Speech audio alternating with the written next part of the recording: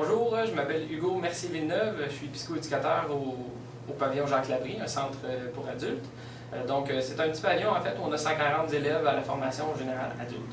Donc moi je vais vous parler un peu de l'anxiété et des effets que ça peut avoir sur le parcours scolaire de nos élèves ici.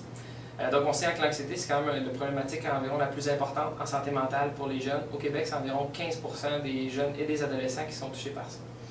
Ce qui veut dire qu'en fait, en tant qu'école, il y a des grandes répercussions sur le cheminement scolaire d'un élève, mais aussi qu'on a donc des grandes responsabilités pour adapter le contenu ou en fait le contexte scolaire pour ces élèves-là, pour s'assurer qu'ils vont bien fonctionner.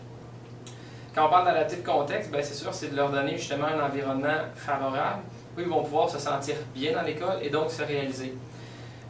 Plusieurs façons de faire ça, c'est sûr. Il faut d'abord penser, selon moi, et c'est ce qu'on fait au pavillon Jacques-Labrie, il faut penser au lien d'attachement. Donc, si on s'assure d'avoir un bon lien d'attachement et de le créer avec nos élèves, on s'assure normalement de les garder avec nous et qu'ils se sentent bien tout au long de l'année. Il faut être sécurisant avec eux, il faut être rassurant pour pouvoir accéder évidemment à leurs forces et à leurs capacités. Des fois, on sait que c'est des élèves qui peuvent avoir une belle résilience malgré leurs difficultés. Il faut qu'on puisse aller chercher ça. Les façons qu'on le fait, nous, en fait, il y a plusieurs étapes aussi, une séquence qu'on veut respecter. Premièrement, dans l'accueil avec nos élèves, on veut se donner le temps de les accueillir. Ce qui veut dire, c'est qu'on se prend dans la première semaine, avant que les jeunes entrent en classe. L'enseignant va donc avoir une rencontre avec chacun des élèves et leurs parents, si les parents veulent bien se joindre. Donc l'enseignant déjà va pouvoir se présenter, va pouvoir rencontrer l'élève, parler de ses attentes, parler de son fonctionnement en classe, même faire visiter l'école, faire montrer sa classe, son bureau. Ça permet de rassurer et de placer les choses dans l'espace-temps pour un jeune qui a un trouble anxieux, et ça c'est très important. Ensuite, on voit que dans l'école aussi, il y a des choses qu'on fait, des améliorations même qu'on va faire pour l'année prochaine. On voit que nos élèves ont besoin d'être justement situés, savoir qu'est-ce qui s'en vient. L'anxiété, c'est des peurs irraisonnées qu'on a vers les choses qui s'en viennent vers le futur. On veut rassurer tout le monde. Donc, dans nos corridors, on met des affiches au mur avec l'horaire de chacun des cours qui sont offerts au pavillon, avec les journées, les locaux de cours, les numéros des locaux de cours, et aussi une photo de chaque enseignant. Donc, comme ça, l'élève qui se dit « Oh, je suis en quoi ce matin?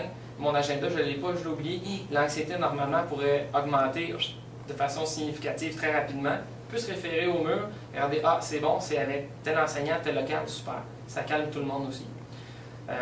D'autres améliorations qu'on fait, certains vivent de l'anxiété sans avoir de troubles anxieux. C'est le cas, exemple, pour des élèves avec un trouble avancé du développement. On les a regroupés ensemble et on les case l'une à côté de l'autre. On sait qu'ils s'affilient.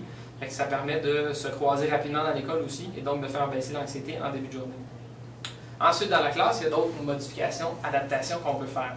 L'enseignant, c'est sûr de les accueillir tout le temps avec un sourire, un bonjour. On l'entend souvent, mais c'est peut-être un des résultats qu'on va pouvoir avoir, de créer le lien d'entrée de jeu et donc de rassurer l'élève qui va entrer en classe.